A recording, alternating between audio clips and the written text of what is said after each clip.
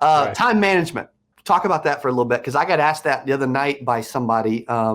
They struggle with time management. And I'm like, well, I think anybody that's doing a lot of stuff and working really hard, has a lot going on, feels like they struggle with time management, you know? Yeah, definitely. I would say I'm definitely not perfect with my time, but over the past, I would say, year and a half to 2 years, I've become just way more productive in the time that I have. I just got back from Tahoe. I was with my FMO. I was a part of shout out to Western Marketing. I was out there, and I got in a group. I got to sit down with a group of high producers in their own avenues, and I got up there and I presented, and something that I talked about, and I made the comment multiple times is, I don't work as many hours as a lot of people do. I don't. Now I do, because I have an office. At the time, I didn't have my office. Now I do. I work an insane amount of hours. But during the time I would work, people would ask me, well, how many hours do you work? You got to be working 50, 60, 70 hours a week to do what you're doing. No, sometimes I only would work 30 hours a week because I was working from home and things. And it was, what was I doing with my 30 hours? Good. I can tell you that when I went upstairs in my office at my home, I already had my goals written out, because my goals were written out at night. Okay. So when I got there in the morning, I already knew exactly what I was going to do. And when I got up there, my time, nothing was going to stop me from reaching my goals, because if it did, I would just continue to work a little bit more and make sure I met them, because I had that time. But when I met my goal, and let's say, my wife wanted to go for a walk with the kid or something like that, it was like, all right, let's do it. If my goal wasn't met, I'm not doing it. Sorry, honey. Just imagine I am not here right now. Right. So just being super proactive with your time, making sure that your ROI with your time is high. Right. Make sure your income producing activities that you're doing in your regular workday if you got to write it down, write it down. If you got to, goals, you talk about goals, Cody, all the time. Writing down your goals every single day is life changing. And I'm not just talking about go and write down your goals and then never look at them. Having somebody who's there, if you can't be an accountability for yourself, have somebody who can. Mentor, whoever it is, calling you up all the time. Hey, how's your goal? Hey, you didn't meet your goal. And they come at you with love, but stern love, so you can meet your goal. Or else, if we don't have goals, what do we have? Right? That's right. So time management, goals, all that stuff's important. That's so good. So good. I love that you mentioned income producing activities, because there's a lot of people that aren't actually doing income producing activities during income producing hours. Yeah. Because you're probably not. Yeah, here and there, sure, but you're probably not like sitting playing on Facebook and just sitting there responding to emails and and checking pending for half your day. Yeah, so I have sections of time that I devote to checking my email and going on Facebook, and if I need to, I like to go on a lot of these Facebook groups and just read through some of the posts, because there are scenarios on there that I might not have seen, so I can learn. So you have time dedicated to education, right? That's part of mine. If you're just on there scrolling through your feed, right, that's a whole different conversation. That is a waste of time. If you can use Facebook as a platform to educate yourself, that's different. Just blocking off those times. If you're sitting down and you're eating lunch or whatever, you're not going to be on the phone at lunch, right? You could be doing some paperwork if you need to do paperwork, but there's nothing better than sit there and listen to a podcast, watch a YouTube video, something like that. You're not wasting your time eating either. Yes. And that transitions really well to our next point, because you use Facebook as an educational tool, which I haven't heard a lot of people describe it that way. And I love that, which was the fourth nugget you gave earlier, which was learning from others.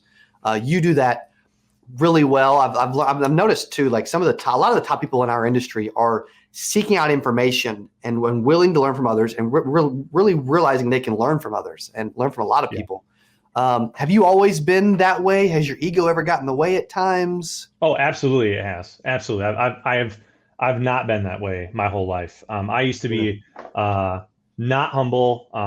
Just thought that I was better in a lot of different ways, and it took a lot of gut checks and took a lot of breaking down, which just happens throughout my life. And I think people every day, like my wife, for maybe knock me down when I need to get knocked down sometimes. Off of my high horse, because it's super important to have humility and be humble, and it's super important to not let your ego get in the way, which it can. And when I'm around somebody who is doing things better than me, instead of just like scoffing at them, it's like, okay, time to turn into a sponge, what do you got that can, just listen to whatever that they're telling you. And this past year, actually probably 8% last year was when that mindset really shifted. And it was like, holy smokes, I need to get in the room with people like this, right? I need to be around people like this, because the people I'm around, I'm up here. If you're somebody told me a long time ago, if you're in a room and you can't find somebody in that room that you look up to, you are in the wrong room. And I have been in the wrong room for way too long. So that's good. That's good. I mean, you guys listening right now, watching, can you imagine, like, this dude's literally taking time to invest in himself. He's making phenomenal money, but it's not like he's satisfied, and it's not like the target's the money anyway. Like, I've learned too that the target's the money. You're going to stop at some point because you're going to get there, and I can tell that's not the case for you. You have a bigger mission, a bigger goal. You mentioned 8%, which is awesome. Thank you for being there. One of the funnest things in the world to do is do that event. Awesome. We got some special stuff planned for this year, and you're a part of it this year too. Yes, sir. Tell everybody the big news, man. I'm doing an annuity breakout session. We'll be putting out a lot of great content in the time that we have, and there's going to be some surprises. So I'm not even going to go into the detail because you got to be there. Boom. I love that. There. So get there. Let's do it. I love that. So when you guys get to 8% 2021 this year, July 23rd through the 25th, Tracy will be doing an annuity breakout session on either Saturday or Sunday morning. That's the 24th or the 25th. And I can guarantee you the amount of money this dude's making, as fast as he's making it, selling what most people view as one of the hardest products in the insurance industry to sell. That it's the most complicated and confused and really overcomplicated, apparently. Can be. Yeah. I mean, talk about that a little bit without giving away all your breakout stuff. Like, why do people overcomplicate the selling of annuities and managing people's money and helping them? Man, I did it because I'm a overanalyzer. Well, I'm gonna go back. I'm not anymore, because I'm gonna be positive thinking here. I'm not anymore. I used to be an overanalyzer.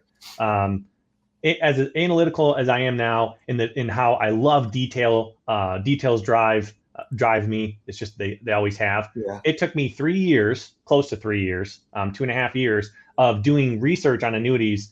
And then by the time I got to the point where I wanted to start selling them, I had missed out on, I calculated the other day, it was something like $21 million worth of AUM that I had sat in front of and never tried to write an annuity because I was so uncomfortable, or referring that out to somebody I was working with and making nothing or making a split on it. And it was just like, why am I doing this? This is ridiculous. So I'm going to talk about this during the breakout session.